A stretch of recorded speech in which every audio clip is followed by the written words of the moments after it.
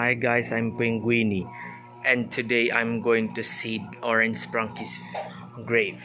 Then let's go.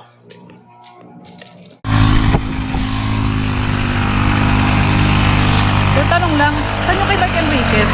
Ha? Yung kay Mike Enriquez? Ito? Oh.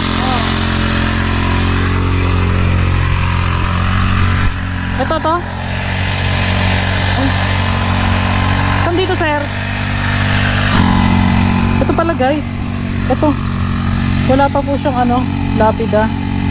Kailangan nag-aayos, si kuya. Wait lang. Ang dami. Ito guys, inaayos pa lang.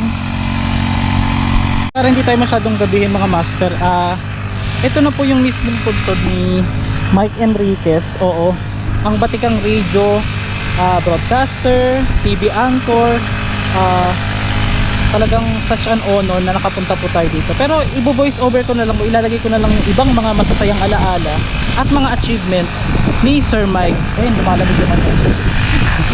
Parang may something pero nakakalungkot mga isipin ito guys, biglang humangin so yan, hindi pa siguro itong napapaayos dahil nga 4 na araw pa lang po nang inilibing po ito. Sa pamilya, ulitin ko po, ako po yung nakikiramay po sa inyo ng buong puso. Sa mga subscriber po na nag-request, ito po, pinuntahan na natin. Ito yung mismong pinakapuntod ni Sir Mike Enriquez. So, natatandaan nyo ba yung nag-viral sa social media na sa pilitang excuse me po, Ating mga ang buhay natin no? Kahit nasaan tayong lugar, kahit nasaan tayong posisyon sa buhay, darating at darating yung araw ng ating huling sandali dito po sa mundo. Ang mahalaga ay nakagawa tayo ng mga pagpapasaya, mga napakahalagang gampanin. Ang mission niya ni Sir Mike ay ang maghatid sa atin ng mga legit na balita at naiparating sa atin. Bata pa lang ako talaga mga master ay talagang lagi ko nang pinapanood. Pagkagaling sa eskwela, galing sa naghahanap tayo ng balita, ibinabalita nila sa atin. Kaya napaka such an honor and blessed na nakapunta po ako dito sa inyong puntod, Sir Mike Enriquez. Maraming salamat po sa lahat ng iyong naibigay na serbisyo sa amin pong mga Pilipino. Saludo ako sa iyo, Sir Mike.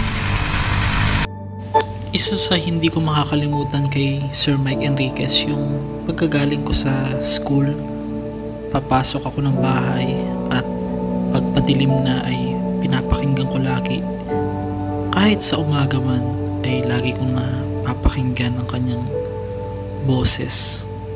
Masasabi ko na talagang napakalaking tulong ang naibigay niya sa kanyang pagganap ng kanyang trabaho. Halos araw-araw ay kasama natin siya, pero hindi natin namalayan na iniwan na pala niya tayo.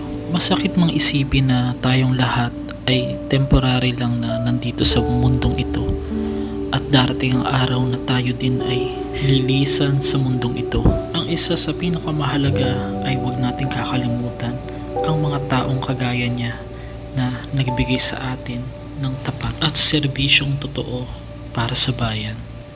Mabuhay ka, Sir Mike Enriquez.